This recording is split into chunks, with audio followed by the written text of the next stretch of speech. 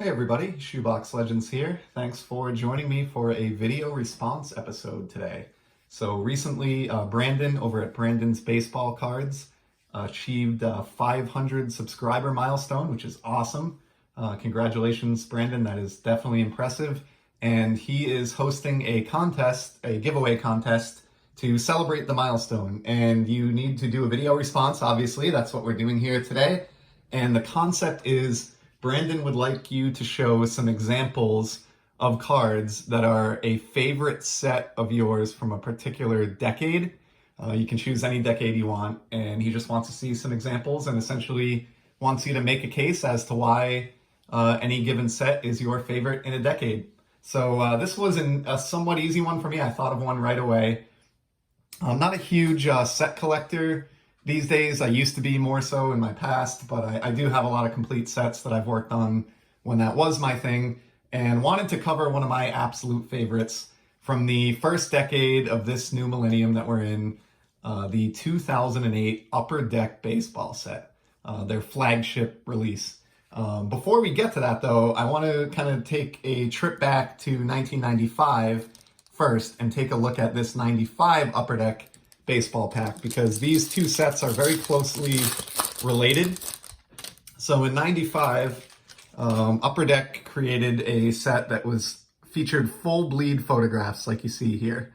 There was nothing to the design as far as borders, and all you had was on the bottom of the card a silver foil player name with a little banner, and then a team name and a position below that. So that was it. We'll take a quick look through this pack just to see if we hit anything interesting or awesome here. But mainly wanted to open this just to show you what the 95 design looks like.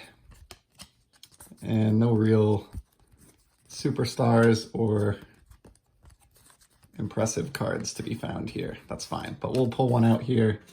And so again, this was a favorite of a lot of collectors. They used this simplistic design across a variety of sports in 95, and it was a big hit. Because of course the photograph takes the cake here. It's what you are drawn to, and it's really the only element that makes these cards work, because it's a very simplistic design that allows the photograph to shine. So a little while after that, in 2008, so I guess 13 years later, for the flagship baseball release, Upper Deck did something very similar. So the 2008 cards again have full bleed photography and a very simple design. You have the foil Upper Deck logo in the corner. You have the player name along the bottom with a simple banner that has position and team name. So it is slightly different than what they did in 95. It's not an exact copy. 95, they had gold foil, and obviously the team name and element was a little bit different, but you know, overall they are very closely related, and I think the 2008 set was very much done in the spirit of the 95s. And what I love about this release is the photography, same as 95. These cards just look amazing. So I grabbed 24 examples. The set is 799 cards deep, so there's a lot of content there. It was released in two series of 400 and 399 cards respectively, and does have a couple of subsets, but as we're going to see here, even the subset cards are very plain and just let the photograph shine on those as well. So we'll get Ellis out of here. He's done his job drawing the comparison between 95 Upper Deck and 2008, and we'll start flipping through some of these other beauties. So obviously this Vlad Guerrero that I started with, awesome Hall of Famer here whose son is now tearing it up, of course, at the Major League level. Love this photo of him rounding third, presumably after crushing one and high-fiving the third base coach for the Angels as he does so. So that's exemplary of what a lot of these photos are going to look like. They really went above and beyond. Upper Deck has always been known for their photography, but they knocked it out of the park in 2008. So let's take a look at the other 23 cards I pulled here, and I'll try to keep this from going too long. Here's a nice one, Big Hurt, Frank Thomas, kind of just lounging around. This is a late career card of his with the Blue Jays, and it's one of the other things I like about this set is that you sort of had a changing of the guard, and a lot of these guys that we grew up collecting their rookie cards in the late 80s and early 90s were in their latter years and cycling out of the game. And so you get some cool late career cards of guys like Vlad Guerrero there or Frank Thomas here. Let's take a look at the back too. Love the backs on these. Very well done. Complete career statistics from Upper Deck, which is a challenge in some cases, like Frank Thomas here, where he'd been around for 17 years. Love that they find a different photo, and really the whole layout and design element on the back is very pleasing aesthetically and easy on the eyes. So just very well done. Great job by Upper Deck, and makes me miss the days when they had license to produce Major League trading cards. Next up, we got another horizontal. Future Cooperstown member, Yachtier Molina. Just great, simple photograph. And, they cover everything from the obscure, like you see in the Frank Thomas, to some somewhat common photographs, but sort of done in a very different way. And it just has kind of an artistic feel to the photographs in this release. Here's one, and not everyone that got a unique photo is a star player either. I don't want to paint that picture. Like, here's Derek Lowe, a pitcher, of course, laying down a bunt with one knee on the ground. That's just not something that you see every day. And wanted to include a couple of just everyday commons as well, because while the star players in the set do have some really good cards, Upper Deck really treated each subject very seriously and did a great job finding unique photos. Next up, here's another example that I talked about with Frank Thomas, but Ken Griffey Jr. was still around. So, just those stars of our youth, those of us that are around the same age that I am, really cool to see them here. And just a classic, well-cropped photograph here of the kid. We'll put that one out on a stand. Okay, here's one featuring Joe Mauer playing around in the dirt by home plate. Looks like he just tagged someone out and he's looking for the umpire's ruling. Just another example of a great photo there. And you got some candid moments like we saw with that Frank Thomas. Here's another one. Torrey Hunter, who is definitely, I would say, a member of the Hall of Very Good, celebrating in the dugout with his teammates, about to high five. I know kind of weird or oddball photographs like this maybe aren't for everybody, and I know there are some collectors that just want to see vertically oriented cards with guys slugging the ball out of the park, and I get that too, and I love those cards, but I'm one who likes these sort of obscure, not your everyday run-of-the-mill type photos, and this is a great celebration shot here with Hunter. Speaking of celebration shots, here's Jim Thome, who's also very late in his career at this point, and feeling some love from fans and fellow players with the White Sox. Flexing his pythons there. Like that, Thome. There were rookie cards in the set, so these were grouped into the latter part of the checklist in each series. So here's an example of one. Same design as the base cards, but they do have that large rookie card logo. It was not done in foil back then. It was just a sort of brownish color.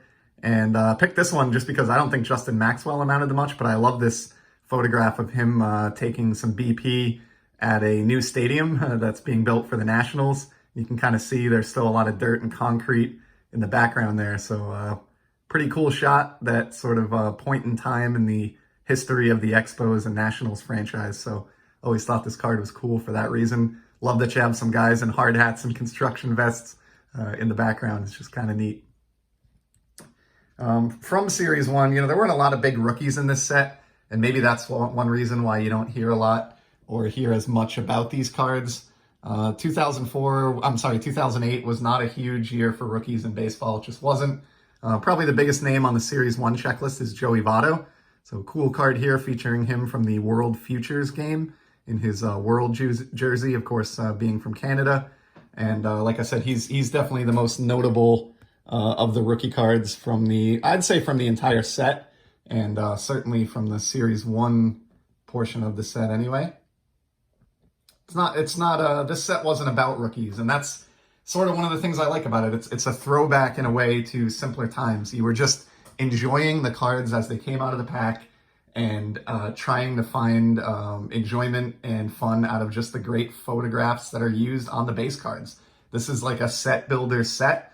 There weren't a lot of parallels, and there were some inserts and a couple of parallels, but it was really just all about collecting the set. And that's something that I think has somewhat been lost with a lot of collectors over the years, and it's one of the things that I appreciate about this release.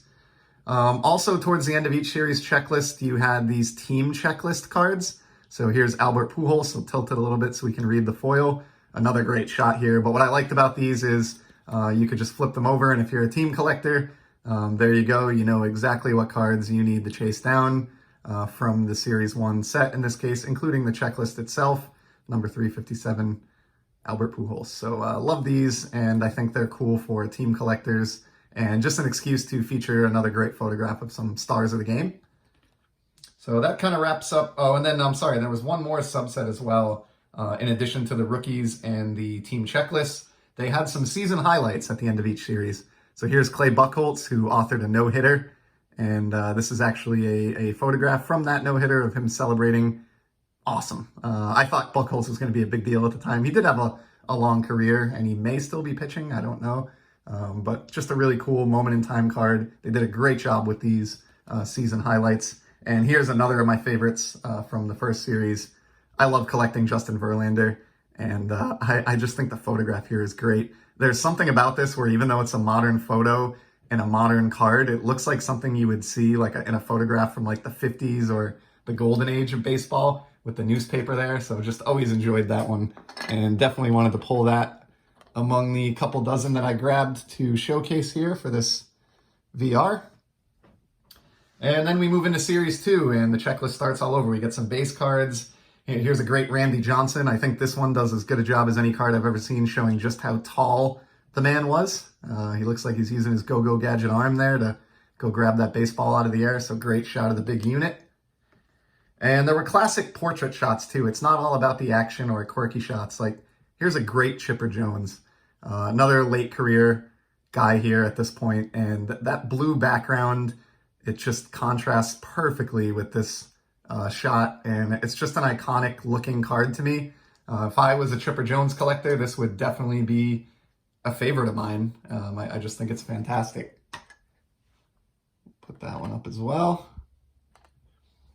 And then, of course, for me personally, the Red Sox won the World Series in 2007, and so I was really into collecting cards in 2008 because they had a lot of photographs featuring that World Series championship, and none better commemorated that than the Jason Varitek card here, holding the World Series trophy, rocking some shades. This is obviously during a celebratory parade or just afterwards, but just really, really great photograph.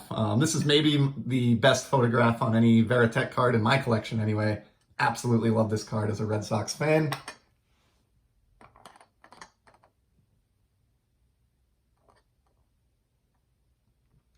And just a few more here. So in 2008, the Phillies won the World Series. So did want to show a couple of those. They have some nice cards in the set. Here's a classic Ryan Howard, who was a fan favorite and, of course, instrumental in that World Series championship for the city of Philadelphia.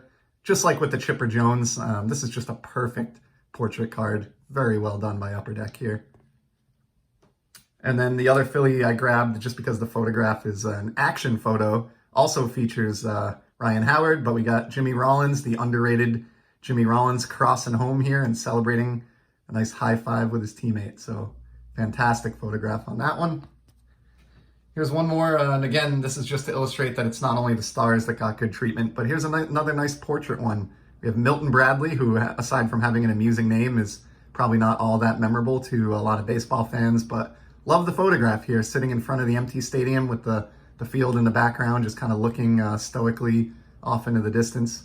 So even the commons have really interesting cards in this set, which is to me one of the big pluses. As far as Series 2 rookies, again, this wasn't a strong rookie year. I think the biggest name on the Series 2 rookie checklist, probably Johnny Cueto, pictured here with the Reds. So I did want to show that one just to at least include one rookie from each series as we're giving a breakdown on the set.